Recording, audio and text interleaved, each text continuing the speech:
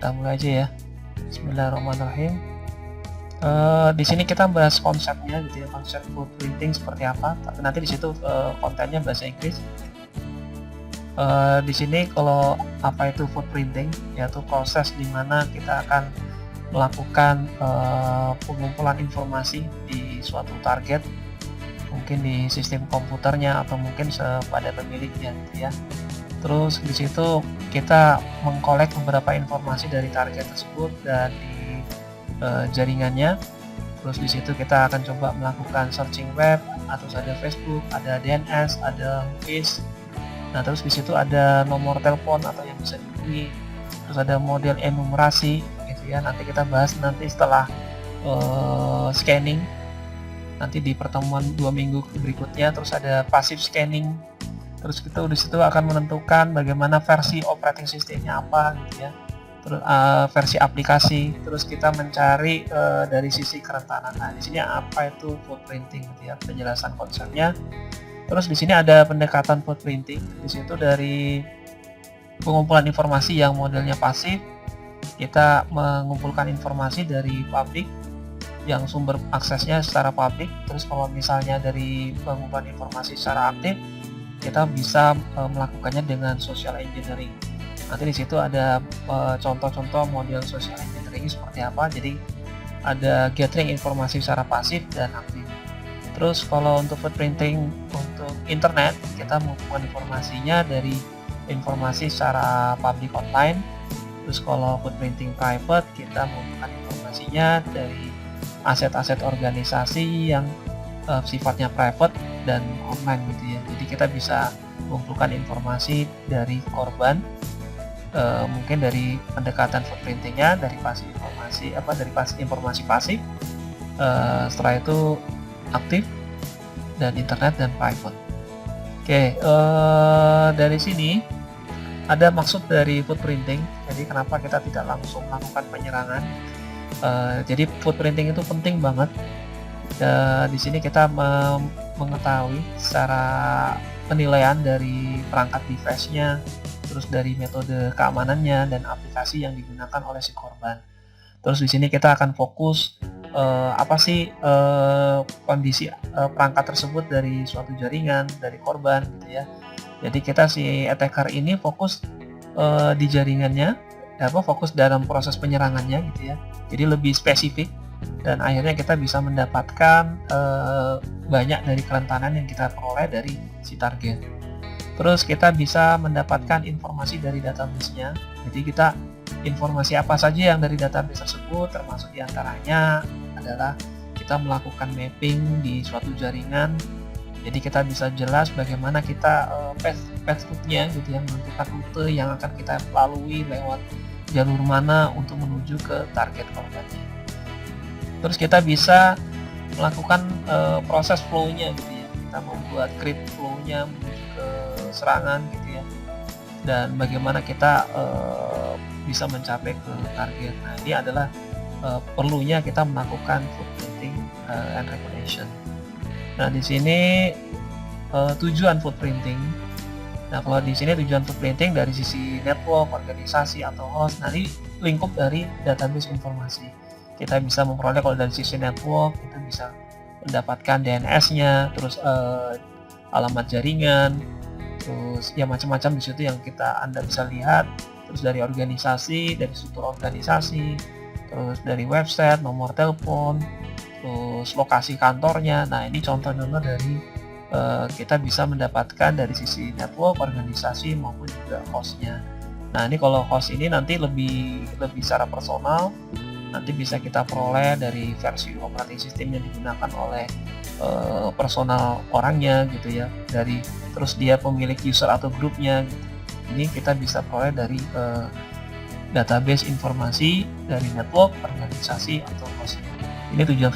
Kalau misalnya dari skenario-nya seperti ini, misalnya si hacker ingin menghubungi ke petugas online-nya, mungkin di situ ada sip-sipannya gitu ya, petugas-petugas sip yang online setiap saat. Nah, di sini kebetulan si hacker pun juga harus lebih tahu ini siapa yang jam sip sekian gitu ya, maka dia akan menghubungin petugas operatornya dia mengatasnamakan sebagai HR, human resource-nya di bagian kepegawaian. Nah, maka dia akan minta tolong ke operator kira-kira bagaimana sih alamat VPN-nya gitu ya. Karena kebetulan dia lupa ini si hacker ini. Maka si operator ini secara tidak karena saking percayanya dia kenal dengan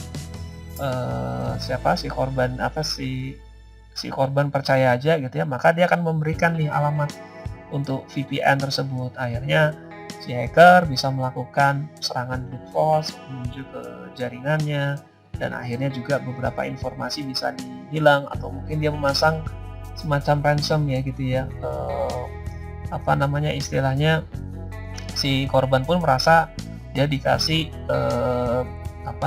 tembusan gitu ya. Jadi akhirnya beberapa dari sisi perusahaan tersebut akan merasa kehilangan gitu ya, dari sisi kredibilitasnya dan mungkin pasarnya gitu ya. Mungkin dia kehilangan pasar atau konsumen. Nah, ini contoh modus dari skenario footprinting. Nah, kalau di sini ada metodologi dari footprinting. Nanti di sini banyak sekali di mana seorang attacker itu mendapatkan informasi. Jadi nanti kita lihat dari search engine, mendapatkan biografi dari profil suatu personal gitu ya. Terus ada competitive intelligence. Jadi di sini kita akan mengetahui siapa sih pesaing dari perusahaan tersebut gitu ya. Terus ada website dari email tracking, ada discovery network, ada DNS, ada WhoIS. Nah, ini mungkin salah menjadi satu, ada social engineering, terus ada kegiatan aktivitas yang dilakukan oleh si pegawai secara online. Nah, ini yang bisa kita dapatkan dari target korban gitu ya. Terus, nah di sini contoh dari kita melakukan search engine. Nah, di sini ada beberapa yang tersedia kita melakukan search engine. Kita bisa menggunakan Google, pakai Yahoo, pakai Bing gitu ya. Dari situ apa saja target yang lebih potensial yang kita dapatkan dari web server gitu ya. Mungkin di situ web servernya pakai Apache gitu ya, mungkin pakai AES atau mungkin pakai Nginx. Nah, ini bisa, atau mungkin domainnya, subdomainnya, nah, terus ada emailnya. Nah, di sini ada mungkin semacam arsip.org webnya. Di sini kita bisa melihat kegiatan di mana web tersebut mungkin ada tersimpan di cache-nya ya. Oke. Nah, akhirnya kita bisa mengetahui, kita bisa juga mendapatkan informasi dari Wikipedia.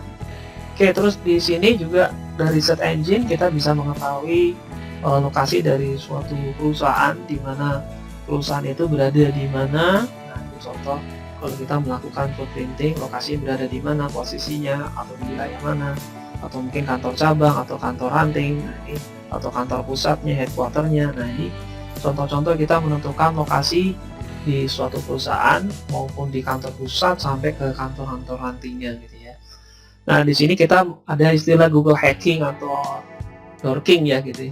Jadi kita menggunakan beberapa operator, kita bisa mendapatkan informasi data yang lebih sensitif atau mungkin lebih detail gitu ya dari beberapa operator tersebut. Kayak misalnya biasa kita gunakan untuk mendapatkan informasi apapun dengan operator tersebut, in URL, terus ada allow in URL atau file type. Nah, ini macam-macam yang kita bisa gunakan.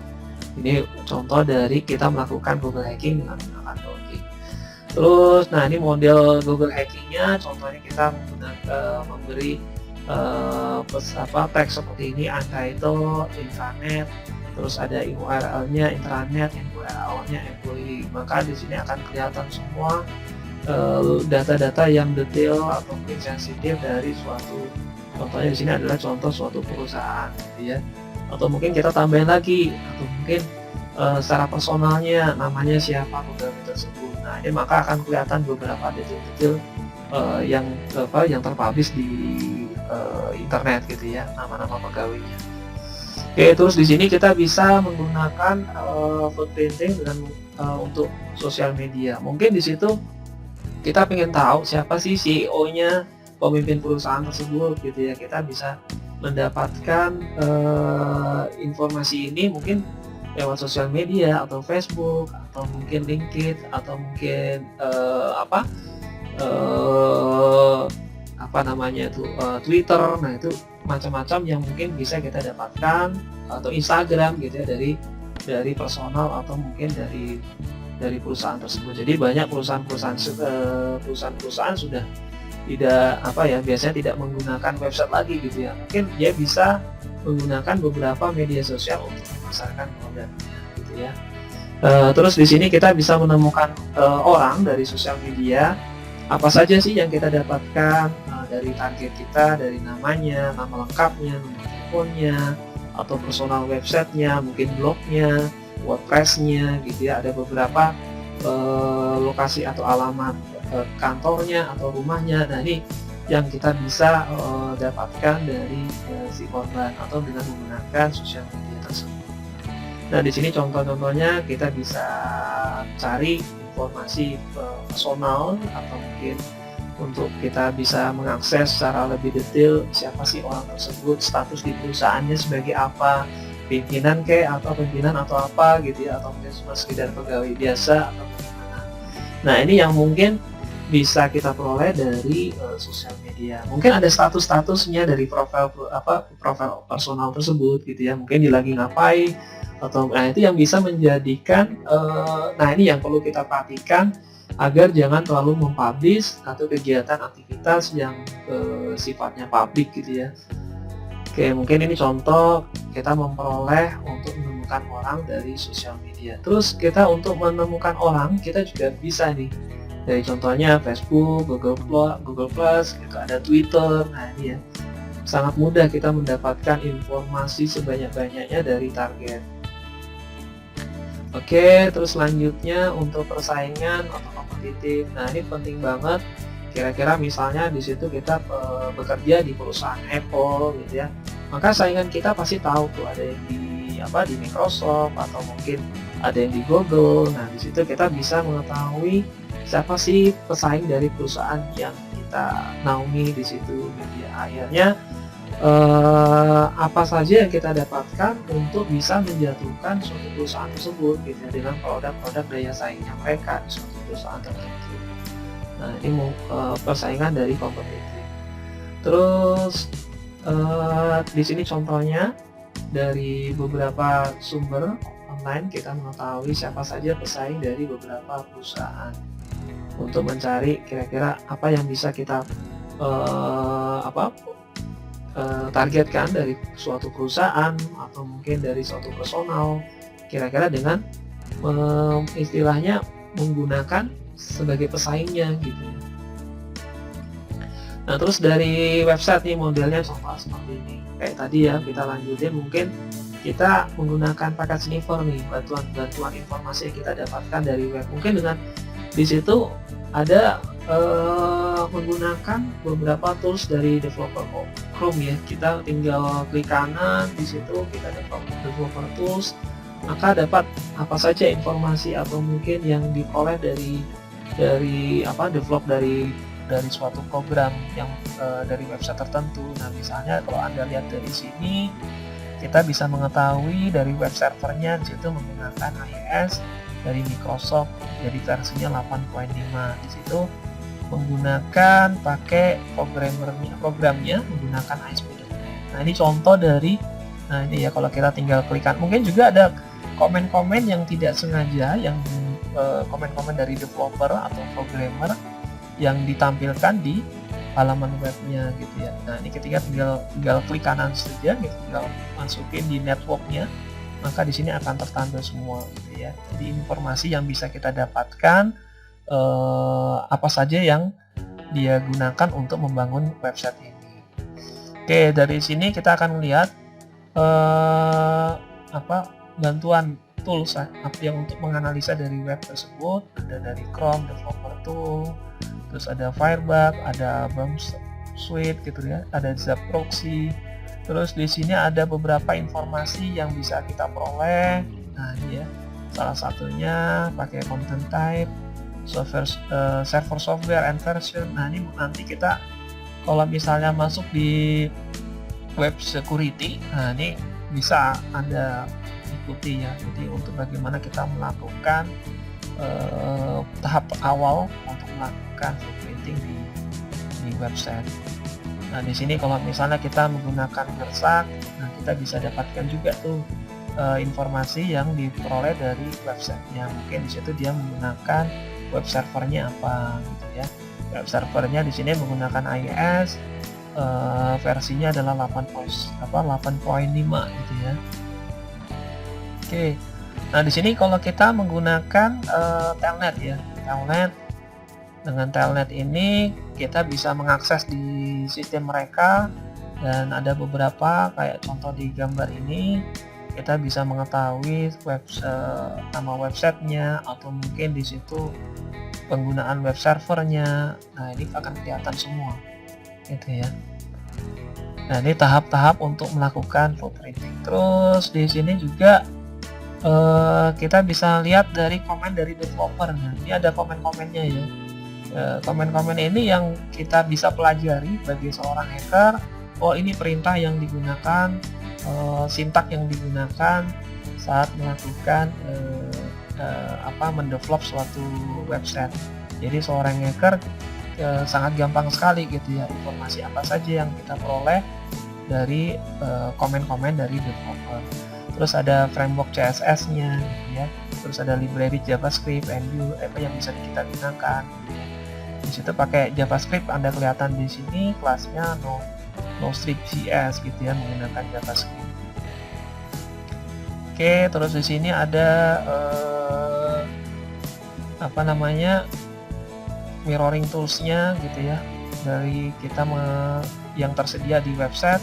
Bagi seorang hacker kita sangat gampang sekali menganalisanya. Di sini ada beberapa tools yang nanti Anda gunakan nanti pas waktu di lab. Nah, di sini ada untuk tracking email. Nah, tracking email biasanya contohnya kita bisa mendapatkan konten emailnya, atau mungkin dari hidden trackingnya gitu ya. Jadi email tracking ini digunakan misalnya kita digunakan untuk melakukan tracking pencarian. Ya, misalnya di sini ada beberapa metode dari email tracking, dari hidden image atau link redirection gitu ya. Nah, kadang-kadang kalau misalnya ada image atau kita tinggal klik saja, maka kita akan diarahkan ke website tertentu, atau dalam bentuk kayak misalnya phishing gitu ya. Atau di situ kita klik di link tersebut, akhirnya kita mengisi beberapa form, diantaranya misalnya kita nama atau mungkin password yang digunakan. Nah, ini contoh-contoh kita melakukan tracking email. Nah, ini ada beberapa tools yang nanti digunakan. Banyak sekali nanti kita menggunakan tools untuk melakukan footprinting. Nanti kalau misalnya di lab praktikum, nanti masing-masing per kelompok yang sudah dibagikan ke saya, kita akan mencoba beberapa tools tersebut. Jadi nanti masing-masing kelompok, kita misalnya 1 atau 2 kelompok mengerjakan beberapa tools. Oke, terus di sini untuk penemuan jaringan. Nah, dari sini kita akan bisa mengetahui subnet IP-nya yang digunakan, terus sistem operasi si pemiliknya, terus ada page routing-nya. Nah, ini ya, ada beberapa untuk penemuan jaringan. Jadi jaringan yang posisi di inside-nya atau di outside-nya. Oke, terus dari rentang blok IP. Nah, ini pasti sudah pernah ya kita pelajari. Mungkin ini bisa Anda dapatkan di Jarkom 4 ya. Sempat saya ngajar di Jarkom 4. Kayak misalnya adalah blok rentang alamat IP di seluruh negara gitu ya, di dunia ya. Kalau kita posisinya misalnya di arah Asia gitu ya, Asia Indonesia, maka kita di rentang bloknya adalah EPNIC gitu ya. Nah, ini Asia Pacific Network Information Center. Jadi alokasi alamat IP publik. Nah, kalau misalnya Anda lihat dari sini, kalau Anda buka AIRIN, masukin di situ alamat IP-nya, maka di sini ada beberapa letak di situ dia posisi berada di rentang mana gitu ya. Jadi nanti di AIRIN ini akan kelihatan. Terus kita menggunakan footprinting untuk sistem operasinya, sistem operasi korban. Kita bisa menggunakan Netcraft atau Soldat. Nah, ini contoh-contoh beberapa tools untuk mengetahui kerentanan dari si korban dari sisi sistem operasi yang digunakan oleh korban. Jadi menggunakan tools Netcraft atau dan ini contoh. Nanti kalau bisa saya buat videonya bagaimana cara menggunakan untuk footprinting dari beberapa tools ya kan. Mungkin nggak saya akan coba semua, tinggal nanti dilanjuti oleh rekan-rekan. Terus, nah ini dari kita menggunakan Nmaps, kita bisa melakukan pemetaan gitu ya. Pemetaan apa saja sih port-portnya yang digunakan atau mungkin yang terbuka gitu aksesnya dari sistem operasinya. Di sini contohnya menggunakan Ubuntu gitu ya. Ubuntu yang di sini kalau nggak salah Ubuntu 2.7 versi lama. Nah, ini ada beberapa port yang terbuka di sini. Oke, terus di sini analisis dari jalur routing. Nah, ini perlu diperhatikan untuk proses untuk UDP, threshold, dan ICMP. Kalau di sini yang menggunakan sistem Nix, biasanya thresholdnya dalam bentuk UDP, sedangkan kalau di Windows system itu menggunakan ICMP. Dari source ke menuju ke tujuan ya, nanti ada terus ada footprinting dari analisis. Jadi ada mapping pengalamatan jaringan di situ secara visual. Anda bisa Anda gunakan beberapa tools ini. Nanti toolsnya di situ bisa Anda dapatkan di Kali Linux sendiri yang sudah embedded di situ, atau mungkin juga yang tersedia nanti bisa saya berikan beberapa tools ya, mungkin sekitar 5 gigaan dari pertemuan pertama sampai di pertemuan yang sesi modul ke-20 ya. Jadi lumayan banyak, hampir sekitar 5 gigaan. Oke, terus di sini analisis jalur routing. Nah, di thresholdnya gitu ya. Kita akan bisa lihat rute-rute mana yang akan dilewati yang menuju ke target. Nah, ini bisa kita gunakan model seperti ini perintahnya di CLI kita di command line. Nah, di sini untuk DNS. Nah, kalau kita tahu bahwa DNS ini ya namanya penamaan dari suatu alamat IP yang disediakan oleh perusahaan. Jadi kita gampang sekali dengan mudah mengingat tidak menggunakan alamat IP tapi dengan penamaan DNS.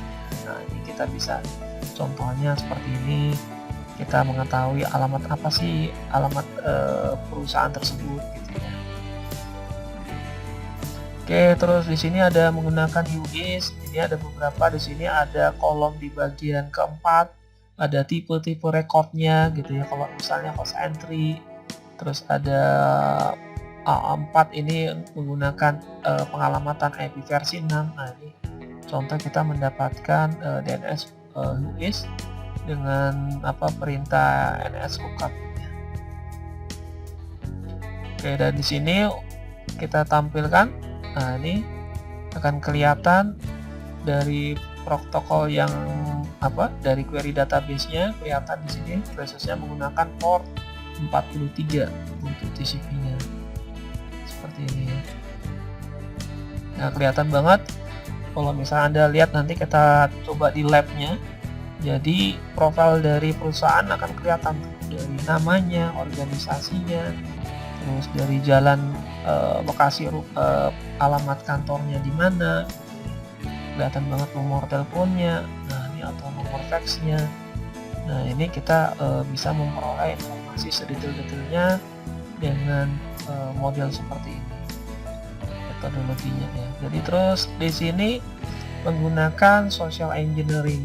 Jadi footprintingnya kita apa saja yang kita dapatkan, username, password, credit card number, URL, nama fullnya, nama personalnya, atau informasi sistem operasinya. Jadi ada beberapa kayak misalnya event dropping, kita melakukan kayak penyadapan lewat komunikasi via telepon, terus ada dumpster diving, kita modelnya seperti pencurian pengambilan data kayak misalnya berkas-berkas atau mungkin yang sudah terbuang di sampah gitu ya. Jadi kadang-kadang kan kalau misalnya pemberkasan, kalau kita melakukan proses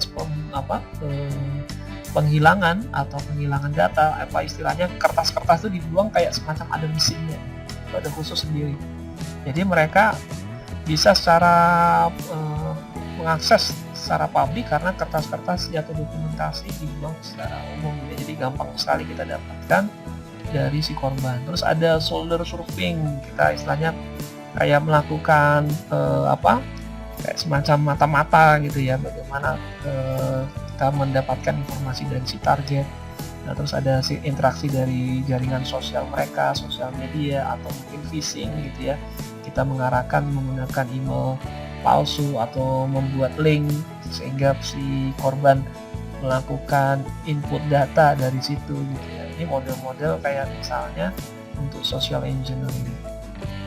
Terus ada kegiatan online lainnya gitu ya, kalau misalnya biasa kalau si suatu personal biasanya dia menggunakan beberapa untuk bisa mendapatkan kita bisa mendapatkan informasi yang diperoleh dari Facebook, Twitter, LinkedIn, YouTube. Nah, ini yang kita peroleh sebanyak-banyaknya atau sedetailnya untuk bisa melakukan suatu peretasan. Makanya penting banget kita melakukan footprinting lebih awal, nggak asal langsung kita lakukan penyerangan, tapi lebih awal detail seperti apa sih gitu ya. Mungkin kita tahunya dari misalnya ada seseorang personal gitu, tahunya kita dapat informasinya dari pasangannya atau mungkin dari keluarganya, anaknya. Nah, seperti itu. Ini contoh kita mendapatkan informasi sedetailnya dari personal atau mungkin dari suatu perusahaan.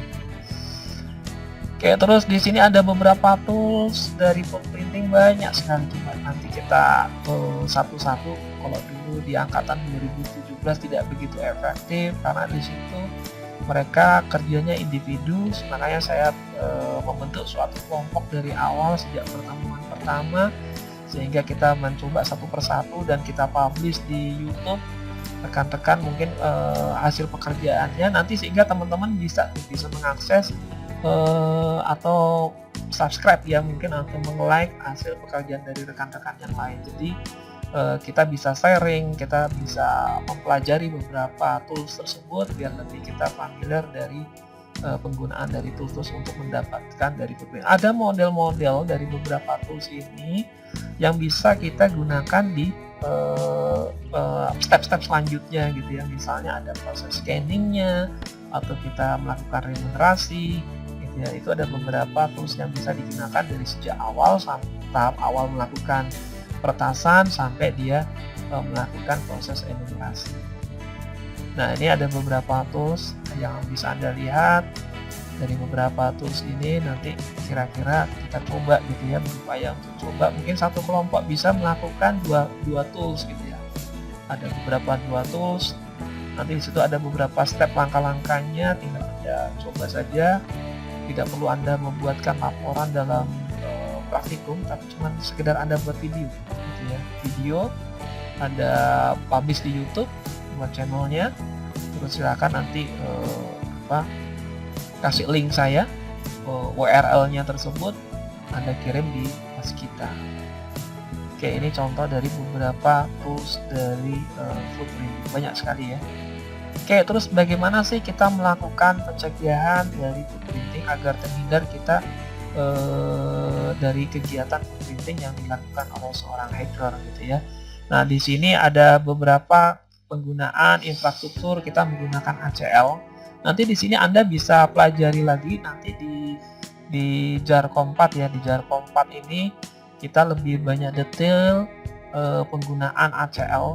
Jadi lebih yang sifatnya penamaan ACL, dan dari sifatnya saya lupa dari sistem numbering, name it ya. Terus ada lagi yang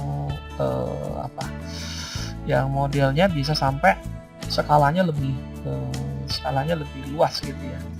Terus di sini juga kita bisa menggunakan, nah ini model privilege-nya, jangan kita menggunakan sebagai admin atau untuk mengakses sesuatu apapun di sistem perusahaan kita gitu ya. Di sini kita bisa menggunakan deploy IAA. Nah, di sini adalah autentikasi, authorize, dan accounting. Jadi ini lebih kita menggunakan atau mendisable, menonaktifkan protokol yang tidak aman. Terus di sini kita selalu mengupdate informasi software. Jadi kayak misalnya kita menggunakan sistem operasi kita gitu ya, lebih baik menggunakan yang ori dibandingkan yang atau mungkin aplikasi-aplikasi yang ori, bukan yang istilahnya ilegal gitu ya, atau bajakan. Terus kita juga harus mematuhi atau mengikuti nasihat-nasihat dari vendor-vendor gitu ya, atau bagian vendor-vendor keamanan. Jadi kita harus mematuhi nasihat mereka supaya nanti sistem kita tidak, kalau misalnya sistem masih kecil tidak terasa, tapi kalau sudah sistem yang besar, kompleks, dan itu kebutuhan hajat dari suatu perusahaan tersebut, wah itu pasti butuh sekali, kita harus butuh banyak rekomendasi dari beberapa vendor. Terus dari sisi keamanan di routernya, terus kita menggunakan IPS atau antivirus yang selalu update gitu ya, intrusion preventive system. Terus di sini ada beberapa, kita harus deploy dari sisi IDS-nya atau preventifnya yang sifatnya selalu update, dan modelnya kita juga harus melakukan split horizon atau split DNS. Jadi dengan split, atau mungkin dalam kita bentuknya subdomain gitu ya, dari beberapa domain dibentuklah sub-subnya gitu ya, dari sub tambah sub lagi gitu. Hampir banyak perusahaan-perusahaan modelnya seperti itu gitu ya, dari alamat domainnya dia membentuk subdomain seperti itu. Oke, ini contoh dari pencegahan kalau misalnya dari sisi jaringan. Terus ada yang modelnya dia di hostnya gitu ya, personalnya. Bagaimana kita mendisable? Oke, sudah mulai tinggal 1 menit lagi ya. Kita menonaktifkan ya service-service yang tidak perlu.